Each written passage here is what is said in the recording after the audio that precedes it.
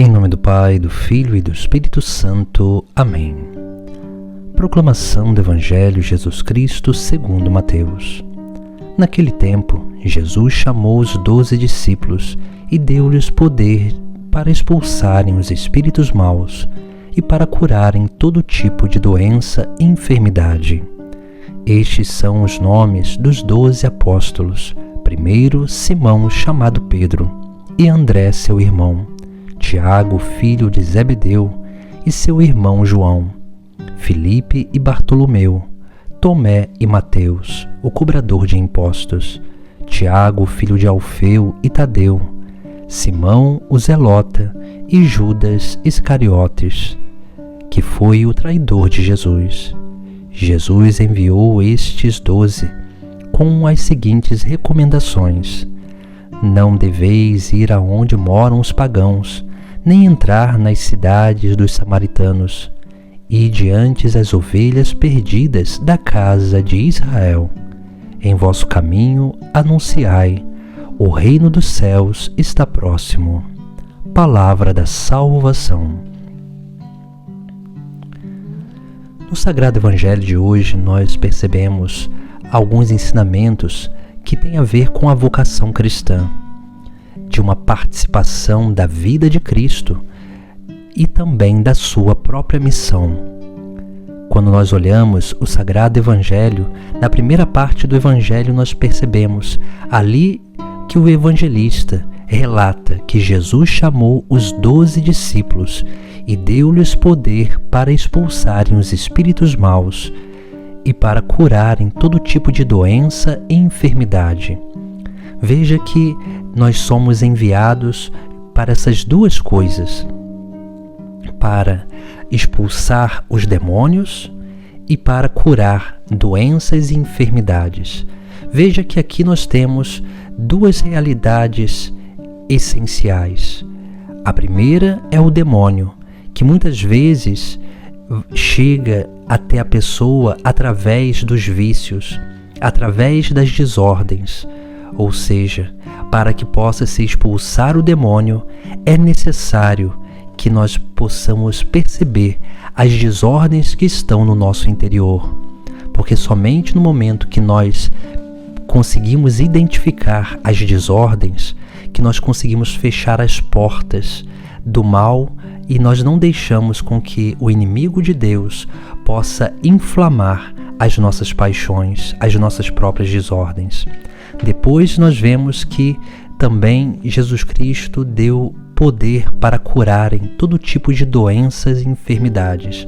Assim também, essa cura das doenças e enfermidades, a cura não é uma extirpação do problema na nossa vida, mas a cura é um processo onde Deus, ele começa a realizar esse processo com a graça divina. Quando nós temos um encontro pessoal com Deus e permitimos com que Ele realize essa obra no nosso interior, nós começamos a realmente se sentir libertos do pecado, ou seja, libertos das doenças espirituais, dessas desordens no nosso interior que vão cada vez mais corrompendo a nossa natureza. Curar doenças e enfermidades significa justamente isso, de ir sendo capazes de perceber aonde é necessário ali a cura.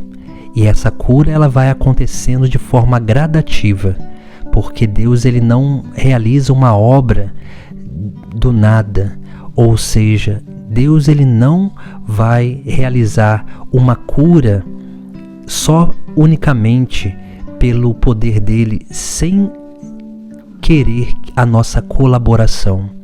Deus ele sempre quer a nossa colaboração. Ele quer que a gente use a nossa liberdade para contribuir para esse processo de cura. Por isso que muitas vezes as pessoas que se iludem e acham que foram libertas, na verdade elas estão desconsiderando aquilo que elas precisam também fazer para permanecer nesse processo de cura e libertação.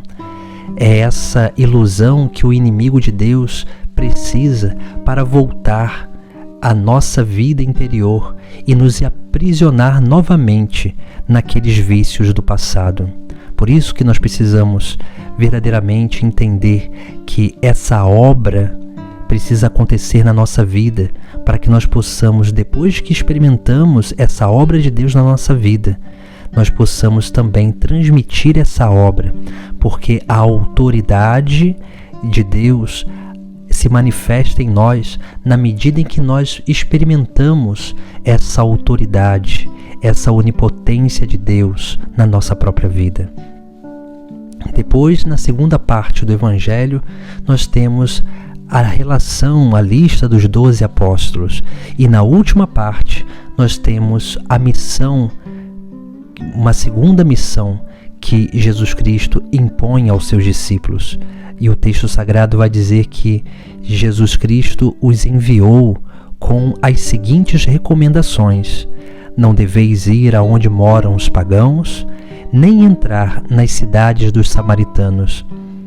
Ide antes as ovelhas perdidas da casa de Israel. Em vosso caminho anunciai, o reino dos céus está próximo.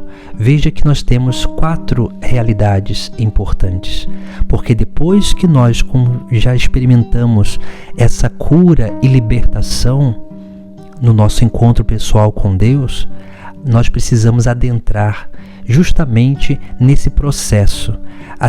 Essa última parte do Evangelho, nós vemos justamente esse processo. Primeiramente, Jesus Cristo, a primeira recomendação é: não deveis ir aonde moram os pagãos. O que significa isso? Não ir aonde moram os pagãos significa que nós não podemos voltar à vida velha. Precisamos viver uma vida nova. Depois, nós vemos nem entrar nas cidades dos samaritanos. Por quê? Porque os samaritanos, eles eram pessoas que se misturaram com outros povos e cultuavam muitos deuses. Ou seja, nós não podemos nos envolver com pessoas que aderiram à idolatria, aos cultos pagãos, aqueles infiéis. Nós precisamos nos manter fiéis àquele chamado de Deus para a nossa vida. Depois, nós vemos no texto sagrado, onde Jesus Cristo diz: ide antes as ovelhas perdidas da casa de Israel. Ou seja, a obra que Deus está realizando na nossa vida é uma obra que precisa reanimar aqueles que já conhecem a Deus, que foram desanimados pelo contra-testemunho ou por qualquer outra circunstância da sua vida. Por isso que ir às ovelhas perdidas da casa de Israel significa que a nossa vida é instrumento para aquelas pessoas que nós encontramos a cada dia, no nosso trabalho, na nossa casa, no nosso círculo de amizades, de boas amizades, na nossa vida pastoral na igreja. Essa é a primeira missão que nós precisamos exercer, porque a missão de ir aos pagãos virá somente no momento que nós estivermos firmes na nossa fé, convictos do seguimento de Jesus Cristo. Mas para que isso aconteça, nós precisamos dar continuidade a esse processo de cura e libertação que se dá dessa forma que Jesus Cristo nos indica. Por isso que ele nos manda ir às ovelhas perdidas da casa de Israel, aqueles que têm a mesma fé, aqueles que possuem a mesma profissão de fé. E por fim, nós vemos aquilo que é o fim último da nossa vida e deve ser sempre o foco da nossa caminhada. E Jesus vai dizer: em vosso caminho anunciai, o reino dos céus está próximo. Veja, quando Jesus Cristo diz isso aqui e ele coroa todo esse envio missionário com o anúncio do reino dos céus, é para nos mostrar que o reino dos céus é a meta final da nossa vida e da nossa missão, para que assim nós possamos dar continuidade a esse processo de libertação que nós precisamos permitir que aconteça dentro da nossa vida interior. Porque nesse processo de libertação nós vamos precisando justamente disso, romper com o passado, não conviver mais com os pagãos, buscar dar testemunho nos ambientes que nós estamos, para que assim nós possamos continuar perseverantes nesse caminho que tem como fim último o reino dos céus. Em nome do Pai, do Filho e do Espírito Santo. Amém.